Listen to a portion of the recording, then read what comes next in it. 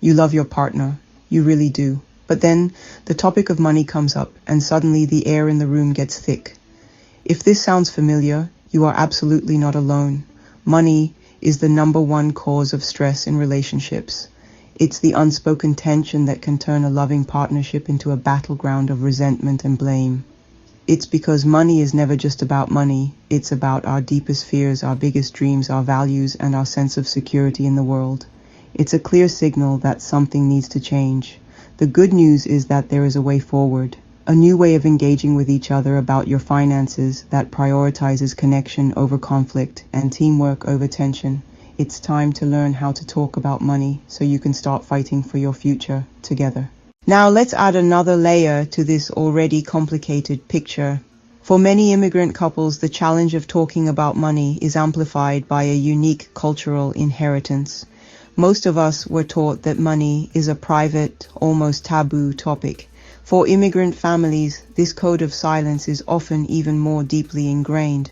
When two people from these backgrounds come together to build a life in a new country, they are trying to reconcile distinct and sometimes conflicting money histories.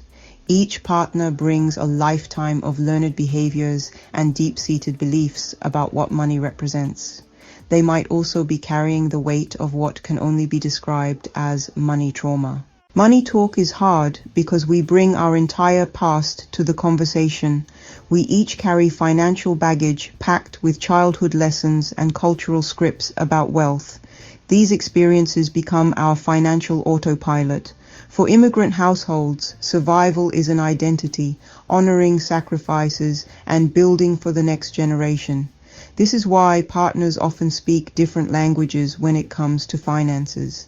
These collisions of ingrained worldviews make us avoid these conversations, but this avoidance creates a silent rift, growing with every unspoken fear. Beyond our personal histories, fear and shame act as gatekeepers to healthy financial conversations. Fear is the engine of avoidance. Shame is the silent poison that makes us feel isolated. These feelings often create a power imbalance. In many couples, one person becomes the money manager. While efficient, it can create a dangerous dynamic. The less involved person can feel powerless. The money manager can feel burdened and isolated. When one person holds all the financial knowledge, it's no longer a partnership, it's a hierarchy. This is where financial infidelity begins to grow, shattering the foundation of trust. Beyond fear and shame, there are destructive habits that poison a couple's financial intimacy. The most insidious is financial gatekeeping, hiding financial information. It's creating a secret financial life, from hidden credit cards to stashed cash. It builds a wall, brick by invisible brick, blocking transparency. For immigrant couples, sending money home can lead to gatekeeping, fearing their partner won't understand. Ultimately, financial gatekeeping is a betrayal of trust, undermining common goals and creating deep distrust. Scorekeeping and money shaming turn financial partnership into a battleground. Scorekeeping is obsessively tracking who paid for what, making every expense a competition. This mindset breeds resentment and distracts from shared goals. When scorekeeping fails, money shaming appears, using insults like "you're bad with money" to control or belittle. These tactics attack character, not behavior, and shut down honest conversation. Instead of solving problems, they create isolation and mistrust. Gatekeeping, scorekeeping, and shaming don't fix finances. They sabotage your relationship. To move forward, you must replace these habits with trust and teamwork.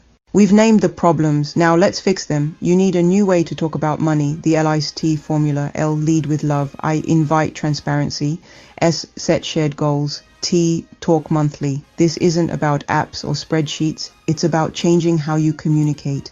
L.I.S.T turns arguments into collaboration, setting ground rules for every conversation. Both partners must agree to this approach. It's a team effort, not a power play. This formula interrupts old patterns and builds a foundation of trust. Agree to use L.I.S.T before you talk money. It's not about winning arguments, it's about winning together. Let's break down each step so you can start building, not battling. L is for lead with love. Start every money talk with care, not accusation. Use affirming language. I love you and I want us to win with our finances. This sets a positive tone and reminds you both you're on the same team. Next, I is for invite transparency. Put all the numbers on the table, judgment-free. Make a pact. No shaming, no blame, just facts. Say, let's lay out our income, debts and savings. No judgment, just honesty. This creates safety for both partners to be open. Without transparency, you're planning with missing pieces. S is for set shared goals. Shift focus from past mistakes to future dreams. Ask, what do we want our life to look like in 5 years? Write down your goals, make them visible, on the fridge, a whiteboard, wherever you'll see them. Shared goals unite you and guide daily decisions. T is for talk monthly. Schedule a regular money date, make it routine, review progress, celebrate wins, adjust as needed. These check-ins keep money talks low stress and build trust. L.I.S.T isn't a one-time fix. It's a system for lifelong partnership. Let's see this in action with Adia and Bola, a couple from Ghana living in Atlanta. Bola dreamed of a home in America, saving every dollar for stability. Adia felt responsible for supporting family back in Ghana. His success was communal. Bola saw Adia's remittances as a setback. Adia saw Bola's saving as turning away from family. Their money talks became battles. Each felt misunderstood. Both wanted to do the right thing, but their right pulled them apart. Their story shows how unspoken values can sabotage teamwork. Only by understanding each other's why could they move forward together. Tensions led to a breaking point. After a fight over money, Adia sent home. They knew something had to change, or their shared dream would crumble. They decided to write down their goals instead of arguing. Adia bought a whiteboard. They wrote down their primary financial goals. Bola wrote, down payment for a 3-bedroom house, $50,000. Adia wrote, support for family in Ghana, $500 per month. Seeing their goals side by side shifted something profound in both of them. The whiteboard became their shared financial truth. It transformed them from adversaries into problem solvers. This visual representation of their financial life was a game changer. The whiteboard became a living document. Writing everything down took the emotional charge out of the numbers. With their goals and their financial reality clearly displayed, Adia and Bola moved from conflict to collaboration. The whiteboard became their mission control center. They decided to treat both big goals as equally important bills that had to be paid each month. They sat down with their budget, not as a tool for restriction, but as a tool for allocation. They calculated how much they could realistically put toward the house fund and how much Adia could send home without jeopardizing their other financial obligations. They found a compromise. Adia agreed to a slightly lower but consistent monthly amount to send home, and Bola agreed to a slightly longer timeline for their house down payment. The weekly progress check-ins became a ritual. Every Sunday evening, they would update the whiteboard. They'd color in a new section of the house fund savings thermometer and write down the date Adia's monthly support was sent. These small, consistent actions built a powerful sense of momentum and shared accomplishment. They started celebrating small wins, like a month where they came in under budget on groceries, putting the extra cash directly into the house fund. The whiteboard wasn't a source of shame or conflict anymore. It was a testament to their teamwork and a visual reminder of the future they were building together, brick by brick, dollar by dollar. This new system of radical transparency and shared purpose had an incredible effect, not just on their finances, but on their entire relationship.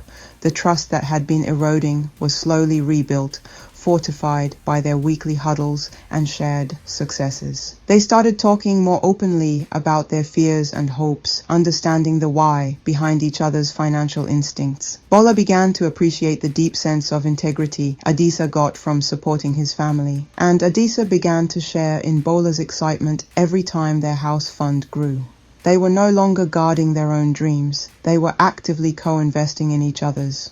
Within 1 year of starting their whiteboard system, Adisa and Bola had managed to save an astonishing $15,000 for their down payment, all while continuing to support Adisa's family back home. The money was important, of course, but the real victory was the transformation of their partnership. They learned that you don't have to choose between your past and your future, or between your individual dreams and your shared ones. By laying everything out on the table, leading with a desire to understand, and agreeing to tackle the problem as a unified team, they created a financial plan that honored both of their deepest commitments.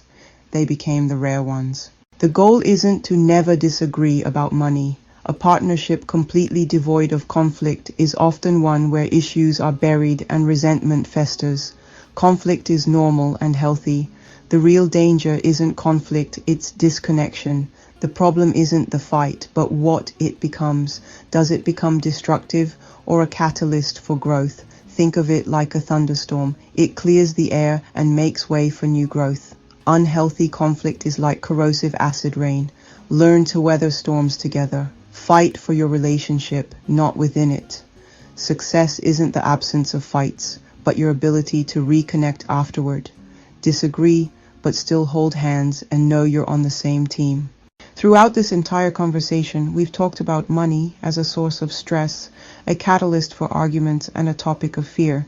It's easy to start believing that money itself is the enemy, but money is none of those things. Money is completely neutral. It is simply a tool. Like any tool, be it a hammer or a scalpel, its effect, whether constructive or destructive, depends entirely on the intention and skill of the person wielding it. In your relationship, you have a choice. You can use money as a weapon to control, shame, or score points against each other. Or you can choose to use it as a building material to construct the life you both dream of. When money becomes a weapon, it creates casualties. The primary casualty is trust. Every time you use a past financial mistake as ammunition in a current argument, you are chipping away at the foundation of your partnership. Every time you hide a purchase or shame your partner for their spending habits, you are choosing to inflict a wound rather than find a solution. This weaponized approach to finance ensures that you both lose. You might win the battle over a specific purchase, but you will slowly be losing the war for a happy, connected, and secure future together. A life built on financial warfare is a life lived in constant, exhausting tension. On the other hand, when you view money as a shared tool, the entire dynamic shifts. A hammer in two separate hands can do a lot of damage, but two hands guiding one hammer can build a house. Your combined income, your savings, your investments, these are the raw materials you have to work with. Your shared goals, as we saw with Adisa and Bola, become the blueprint. Every budget meeting, every money date, every conversation about a financial decision becomes an opportunity to pick up that tool together and ask a simple, powerful question. How can we use this to build the life we want? Ultimately, money should not be the wedge that drives you apart. It should be the bridge that connects your individual efforts to your shared aspirations. It is the tangible resource that can turn your dream and my dream into our reality. It can fund the education for your children, the down payment for your home, the capital for your business, or the freedom to retire with dignity. It is a powerful tool for unity, but only if you choose to use it that way. The power lies not in the dollars and cents, but in the shared mindset you bring to managing them as a united team. We've covered a lot of ground. We've explored the deep-seated reasons why money is such a loaded topic, identified the silent saboteurs that destroy financial peace, and laid out the L.I.S.T formula as a blueprint for a new way forward. But knowledge without action is just entertainment. Information alone won't change your relationship. Commitment and practice will. The journey from financial conflict to financial collaboration begins with a single intentional step. It's time to move from theory to reality. It's time to stop just thinking about having a better conversation and actually have one. The path to 1,000 miles begins with this one step. So here is your challenge, your first piece of homework. I want you to set a date for your first money date. Pull out your calendars right now, not later, not tomorrow, and find a 20 to 30 minute slot in the next 7 days. Treat this appointment with the same importance as a doctor's visit or a critical work meeting. This isn't just a casual chat. It is a dedicated, scheduled time to invest in the financial health of your relationship. Pick a time when you won't be exhausted or rushed. Agree to put your phones away, turn off the television, and give each other your undivided attention. When the time comes, your only goal for this first date is to practice the L from our formula. Lead with love. That's it. Don't try to solve all your problems at once. Don't bring a stack of spreadsheets and bills. Your single objective is to set a new tone. Start by telling your partner why you love them and what you appreciate about them. Then express your desire to work together as a team on your finances. You could say something like, I'm so excited about our future, and I want to make sure we're always on the same team, especially with money. I'm committing to learning how to talk about this better with you. This first step is about building a foundation of safety and positive intention. It's about creating a new memory of a money conversation that didn't end in a fight. From there, you can schedule your next date to invite transparency and the one after that to set shared goals. Remember, fighting about money is incredibly common, but what's rare is being a couple that fights for their financial future, a couple that chooses connection over conflict, a couple that picks up the tool of money and decides to build something beautiful together. Be the rare ones. Start today.